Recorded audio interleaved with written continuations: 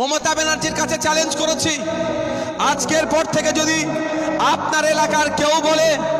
যে আইএসএফ প্রার্থী দিলে বিজেপির সুবিধা হবে, আইএসএফ ভোট প্রার্থী দিলে নাকি ভোট কেটে বিজেপির সুবিধা হয়, তাদেরকে উত্তর আজকের পর থেকে আপনাদের দিতে হবে। একটা এগ্রিমেন্ট হোক, একটা দলিল হোক, একটা লেখাপড়া হোক, যে লেখা এগ্রিমেন্টে একদিকে মমতা ব্যানার্জি সই করবে, অপরদিকে আইএসএফ এর প্রাণ পুরুষ প্রতিষ্ঠাতা পীরজাদা আব্বাস সিদ্দিকী সই করবে।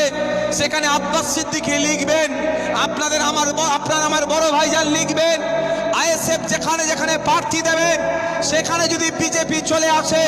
তৃণমূল যা যা শাস্তি দেবে মাথা পেতে মেনে নেবে। আর ওই কাগজেই লেখা থাকবে, মমতা ব্যানার্জিকে লিখে সই করতে হবে যে তৃণমূল যেখানে যেখানে প্রার্থী দেবে সেখানে যদি বিজেপি আসে তাহলে